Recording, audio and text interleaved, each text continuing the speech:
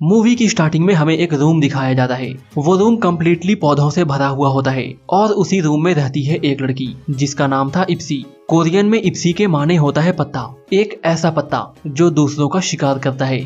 इप्सी का पूरा घर पौधों से भरा हुआ था और इसी वजह से उसका घर पूरे गांव में फेमस था। इप्सी जो कि पूरी तरह से अपाहिज लड़की थी, वो अपने हर काम के लिए दूसरों पर निर्भर है। ना ही तो उसके परिवार में कोई है और ना ही उसे अपनी फैमिली हिस्ट्री के बारे में मालूम है।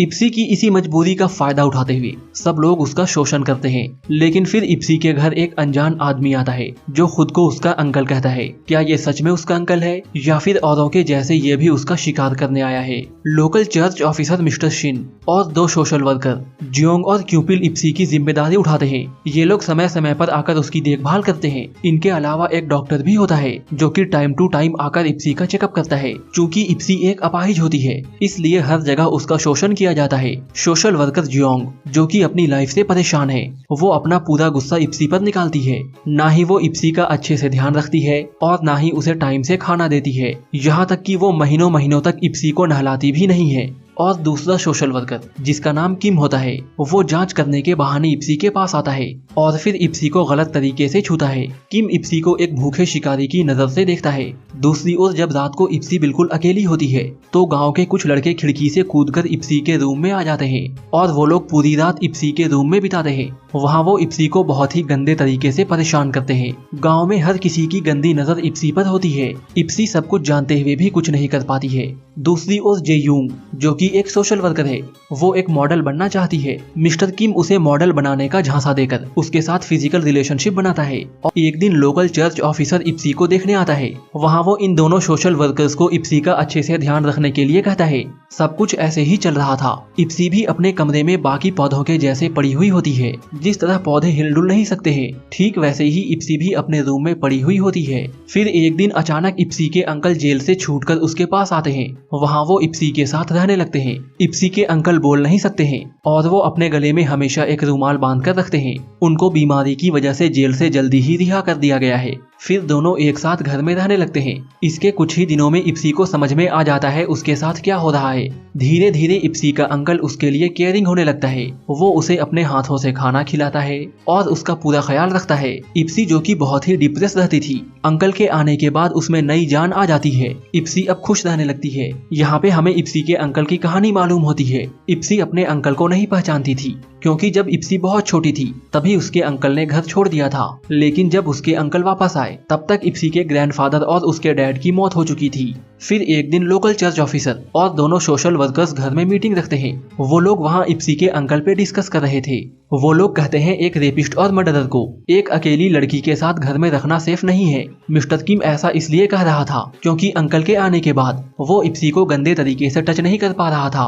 लेकिन वहाँ चर्च का ऑफिसर कहता है इप्सी के साथ कौन रहेगा ये इप्सी ही डिसाइड करेगी। इसके बाद चर्च का ऑफिसर जाकर अंकल से बातें करता है। वो कहता है इतने सालों बाद तुम्हें देखकर अच्छा लगा, लेकिन तुम्हें यहाँ पे नहीं होना चाहिए। फिर वो ऑफिसर आगे कहता है जिस वजह से तुम जेल गए थे वो बात अब पुरानी हो गई है और मुझे उम्मीद है अब तुम बदल गए होगे। मैं जानता हूँ कि तुमने इप्सी की माँ से प्यार किया था और प्यार करना कोई जुर्म नहीं है। फिर हम अंकल और इप्सी के बीच की बॉन्डिंग देखते हैं। ऐसा पहली बार हो रहा था जब कोई इप्सी के लिए अच्छा कर रहा था। इसी वजह से इप्सी अपने अंकल को पसंद करने लगी थी और वो उनके साथ कंफर्टेबल भी हो गई थी। इप्सी अपने अंकल पर कम्प्लीटली ट्रस्ट भी करने लगी थी। लेकिन अगले ही दिन एक पुलिस ऑफिसर इप्सी के घर में आता है। वो अंकल से कहता है मुझे यहाँ पर किसी के सेक्सुअली अब्यूज होने की रिपोर्ट मिली है। फिर पुलिस ऑफिसर अंकल से आगे कहता है इप्सी को मालूम होना चाहिए जिस रेप और मर्डर के लिए तुम्हें जेल हुई थी वो घटना इप्सी की माँ की थी। ये बात अगर इप्सी जान गई तो फिर क्या होगा। फिर ऑफिसर इप्सी के अंकल को धमकाते हुए कहता है तुम इप्सी के साथ वही सब करने वाले हो जो तुमने इप्सी के माँ के साथ किया था और ये बात बाहर जल्दी ही फैल जाएगी। ये कहकर पुलिस वाला वहाँ से निकल जाता है। इसके बाद इप्सी के अंकल उसके लिए ब्रेकफास्ट बनाते हैं और वो उसे ब्रेकफास्ट देकर वहाँ से चले जाते हैं क्योंकि उसके अंकल ये नहीं चाहते हैं कि उनका सच कभी भी इप्सी को मालूम हो। अंकल के जाने के बाद इप्सी बहुत रोती है और फिर सब कुछ दोबारा पहले जैसा हो जाता है। फिर एक रात चर्च ऑफिसर इप्सी के पास आता है और वो इप्सी को उसकी फैमिली हिस्ट्री समझाता है। वो इप्सी से कहता है उसके डैड की मौत के बाद कई लोगों की गंदी नजर उसके मॉम पर पड़ गई, क्योंकि इप्सी की माँ जवान होने के साथ साथ बेहद ही खूबसूरत थी। फिर जब इप्सी के अंकल वापस आते हैं तो सबकी उम्मीदों पर पानी फिर जाता है। इसके अलावा चर्च ऑफिसर ये भी कहता है, मैं तुम्हारी मॉम से बहुत ही ज्यादा प्यार करता था, लेकिन तुम्हारे अंकल के लौट आने की वजह से वही तुम दोनों का ख्याल रखने लगा और मुझसे ये सब बर्दाश्त नहीं हो पाया, तो मैंने ये झूठी खबर फैला दी कि तुम्हारी माँ एक गंदी औरत है और उसका तुम्हारे अंकल के साथ अफेयर है। इसके बाद तुम्हारी माँ पूरे गाँव में बदनाम हो गई। इसके बाद कुछ लोग तुम्हारे घर में घुस आए और तुम्हारी माँ के साथ जबरदस्ती करने लगे। इप्सी के अंकल जो कि उसकी मॉम के साथ रहते थे, उन्हें समझ में आ गया कि ये लोग इप्सी की माँ को चैन से रहने नहीं देंगे, इसलिए अंकल ने इप्सी की मॉम को गला दबाकर मार डाला। शायद यही इप्सी की माँ की मुक्ति थी। फिर वो ऑफिसर इप्सी से आगे कहता है, तुम भी अपने माँ के जैसी ही सुंदर हो और मैं तुम्हें भी बहुत प्यार करता हूँ और इसलिए मैं तुम्हारा ध्यान रखता हूँ, लेकिन अंकल ने तुम्हारे और मेरे बीच में आकर फिर से वही गलती की है, लेकिन इस बार मैंने सोच लिया है, मेरे और तुम्हारे बीच अब कोई नहीं आ सकता। फिर चर्च ऑफिसर इप्सी को बताते हुए आगे कहता है, अंकल को भगाने के लिए पुलिस को उसने ही भेजा था और अब मेरे और तुम्हारे बीच में कोई भी नहीं है। अब तुम सिर्फ मेरी हो और मैं तुम्हारा ख्याल भी रखूंगा। मैं तुम्हारी माँ को तो नहीं पा सका, लेकिन मैं तुम्हें खोना नहीं चाहता हूँ। ये कहते हुए वो ऑफिसर अपने कपड़े उतार देता है। इससे पहले कि वो ऑफिसर इप्सी के साथ कुछ गलत करता, इप्सी के अंकल वहाँ पहुँच जाते हैं और वो ऑफिसर के इन सारी बातों को सुन लेते हैं। अंकल को देखने के बाद वो ऑफिसर कहता है, तुम्हें हमेशा गलत टाइम पे आने की आदत है। फिर वहाँ अंकल और उस ऑफिसर के बीच लड़ाई होती है, जिसमें वो ऑफिसर मर जाता है। उसी रात इप्सी एक बहुत ही अजीब सपना देखती है। वो देखती है एक मक्खी उसे बहुत परेशान कर रही है और इप्सी उस मक्खी को खा जाती है। नेक्स्ट मॉर्निंग इप्सी एक स्माइल के साथ उठती है और वो समझ जाती है अब उसे क्या करना है। फिर बाथरूम में अंकल और इप्सी दोनों साथ में होते हैं। वहाँ वो अंकल को अपने सपने के बारे में बताती है।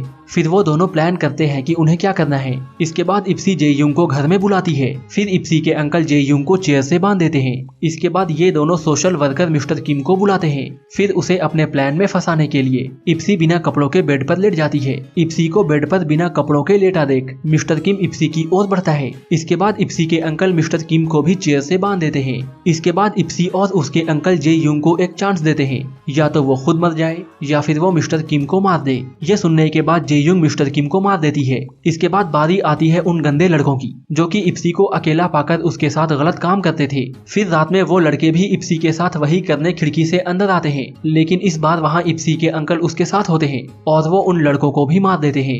इधर पुलिस वाला चर्च ऑफिसर को ढूंढते हुए इप्सी के घर पे आता है। वहाँ वो इप्सी के अंकल को देखता है और वो दोबारा अंकल पर इल्जाम लगाने लगता है। पुलिस वाला अंकल से कहता है, मुझे यंग लड़कियां ज्यादा एक्साइट करती हैं, जैसे कि इप्सी। इप्सी जब छोटी थी तब से ही वो मुझे एक्साइट करते आ रही है। पुलिस वाले की इस बात से हमें मालूम होता है उसने भी बचपन में इप्सी को सेक्सुअली अब्यूज किया था। ये सुनते ही अंकल उस पुलिस ऑफिसर को मारने लगते हैं। वहाँ पुलिस वाले की गोली से जे-यूंग मारी जाती है।